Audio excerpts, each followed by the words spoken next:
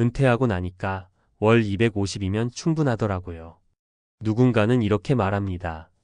그런데 똑같은 금액을 쓰면서도 어떤 사람은 매달 돈 걱정에 잠 못 이루고 어떤 사람은 여행도 다니고 손주 용돈도 넉넉히 챙깁니다. 신기하죠? 분명히 같은 250만 원을 쓰는데 삶의 질은 왜 이렇게 다를까요? 이 질문은 단순한 지출의 문제가 아닙니다. 핵심은 자금 운용의 방식, 즉 돈을 어떻게 관리하고 굴리는가에 있습니다. 은퇴 후에는 더 이상 들어오는 급여가 없기 때문에 돈을 쓰는 구조가 곧 사는 방식을 결정합니다. 오늘은 같은 지출에도 누구는 파산하고 누구는 웃는 은퇴 생활의 비밀을 살펴보려 합니다. 그리고 우리가 놓치기 쉬운 자금 운용의 결정적 차이를 구체적인 사례 3가지와 함께 이야기해 볼게요. 1. 은퇴 후 자금 운용의 기본 개념. 은퇴 후 자금 운용은 단순히 돈을 아껴 쓰자는 수준을 넘어섭니다. 중요한 것은 지속 가능성입니다. 다시 말해, 지금 쓰는 돈이 10년, 20년 후에도 계속 나올 수 있어야 하고, 인플레이션이나 예상치 못한 지출에도 버틸 수 있어야 합니다. 자금 운용이 잘 된 사람들은 다음의 공통점을 갖습니다. 소득원 분산 국민연금 외에도 배당, 임대소득, 소규모 사업 등으로 수입 구조를 다변화합니다.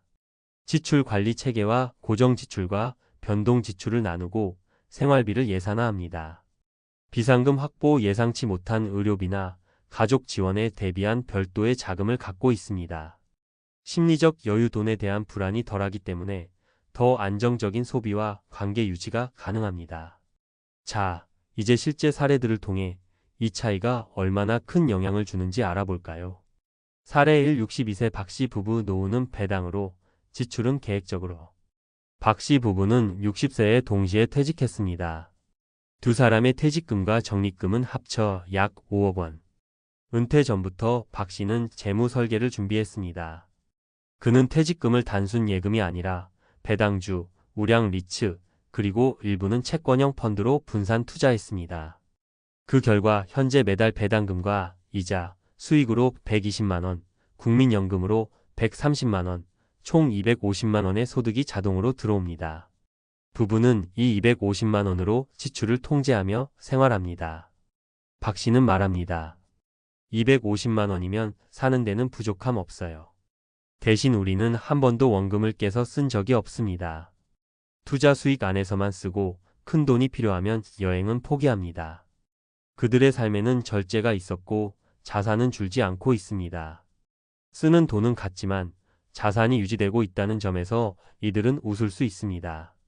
사례 2. 61세 김 여사. 돈이 많았는데 왜 이렇게 불안할까요?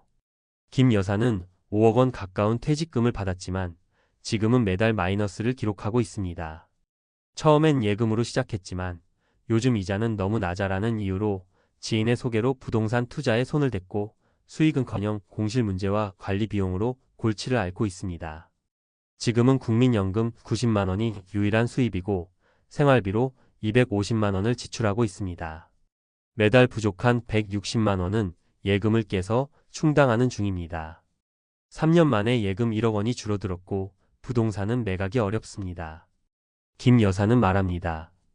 똑같이 250 쓰는데 왜 나는 이렇게 쪼들릴까? 사실 소비는 비슷한데 말이죠. 핵심은 수입 구조와 현금 흐름 관리의 실패입니다. 자산은 있는데 현금 흐름이 없으면 결국 팔 수 없는 자산만 안고 불안한 노후를 보내게 됩니다. 사례 3. 66세 이 씨. 지출은 줄였지만 의료비 한 방에 휘청했습니다.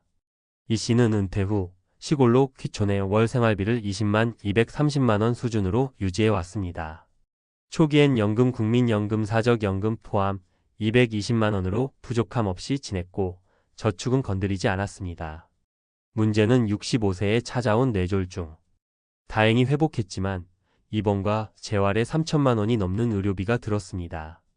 실손보험도 일부만 보장됐고 갑작스러운 지출에 비상금이 부족해 적금도 해지했습니다. 그는 말합니다. 생활비는 계획대로였어요. 그런데 인생은 계획대로 안 되더라고요. 의료비라는 돌발 변수의 대비가 너무 부족했죠.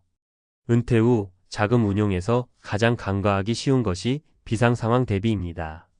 아무리 계획적으로 써도 한 번의 큰 사고나 질병이 자산 구조를 무너뜨릴 수 있습니다. 전문가의 조언 자산이 아니라 현금 흐름을 설계해야 합니다.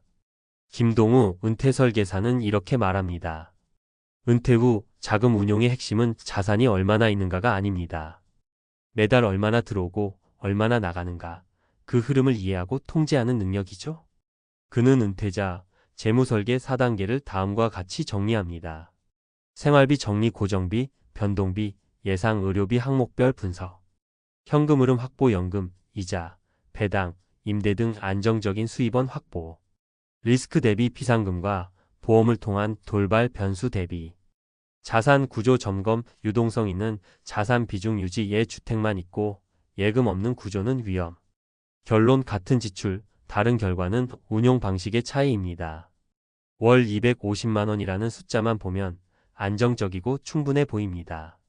하지만 이 돈이 어디서 나오는지, 어떤 방식으로 쓰이고 있는지를 따져보면 전혀 다른 인생이 펼쳐집니다. 수익이 발생하는 구조 안에서 250을 쓰는 사람은 웃습니다. 원금을 깎아가며 250을 쓰는 사람은 불안해집니다. 우리는 이제 은퇴 준비를 자산의 크기가 아니라 흐름의 구조로 다시 설계해야 할 때입니다. 여러분은 어떤 구조로 250을 쓰고 계신가요? 지금이라도 현금 흐름을 점검해 보세요. 어떻게 쓰느냐가 어떻게 살 것이냐를 결정합니다. 전문가가 제시하는 은퇴 후 자금 운용 5단계 점검 리스트. 은퇴 재무설계 전문가인 강현우 CFP 국제공인 재무설계사는 다음과 같이 강조합니다. 은퇴 이후의 삶은 버는 삶이 아닌 관리하는 삶입니다. 자산보다 더 중요한 것은 유지 가능한 구조예요. 단순히 아끼는 것만으로는 절대 안정적인 노후를 설계할 수 없습니다. 강 CFP는 은퇴 후 자금 운용을 위해 5단계 점검 시스템을 갖춰야 한다고 말합니다.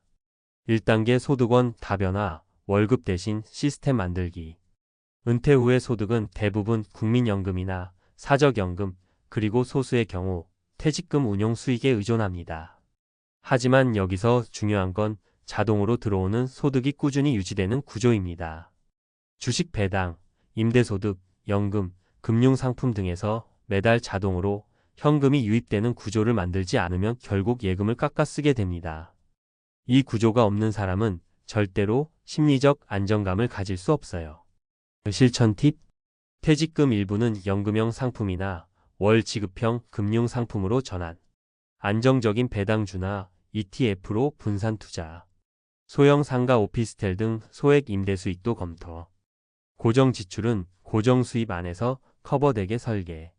2단계 지출의 가시와 나는 매달 정확히 얼마 쓰는가? 놀랍게도 많은 은퇴자들이 자신의 한 달 지출을 제대로 파악하지 못합니다. 강 CFP는 말합니다. 지출 내역이 정확히 파악되지 않으면 자산이 아무리 많아도 계속 불안해집니다. 불확실성이 커질수록 돈을 쓰는데도 위축이 오고 결국 삶의 질이 무너져요. 실천 팁. 고정비와 변동비, 의료비를 분리하여 기록. 월 예산표를 만들어 6개월간 지출 추적. 매년 1회 생활비 점검일을 정해 계획 조정. 3단계 비상금 확보 의료비, 가족 지원, 사고 대비. 많은 은퇴자들이 가장 크게 흔들리는 지점이 바로 돌발 상황입니다.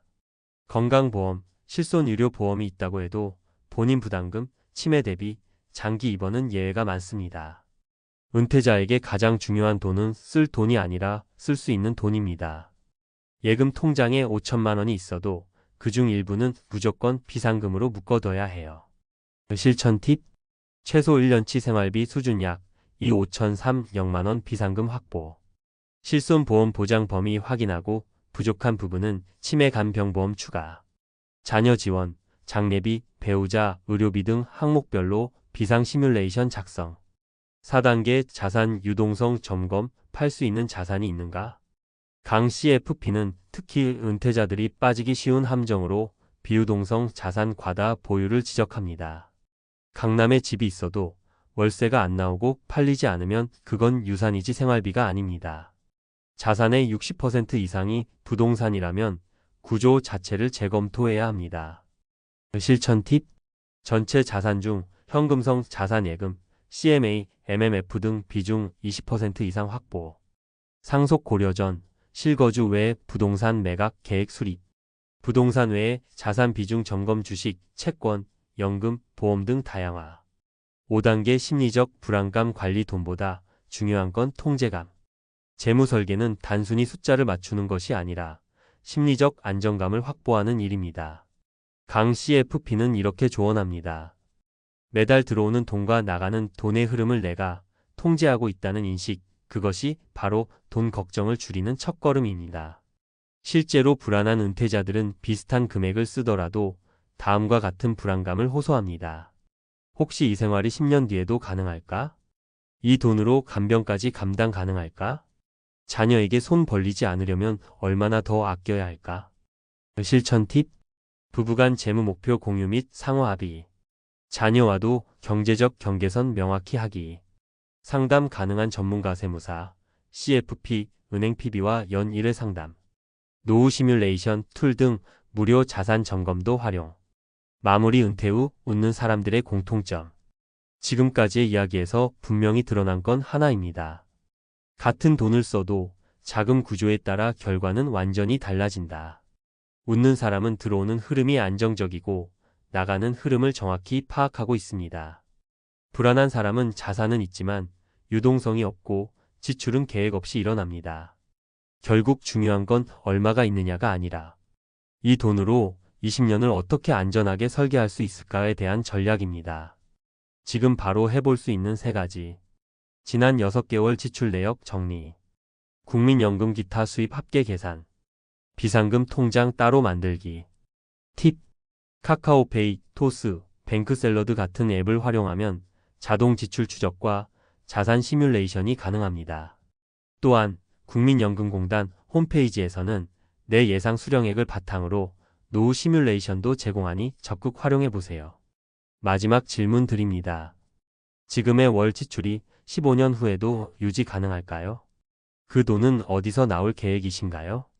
이 질문에 확신이 없다면 지금이 바로 점검의 때입니다. 언제나 여유롭게 사는 노후는 우연이 아니라 준비와 설계에서 나옵니다.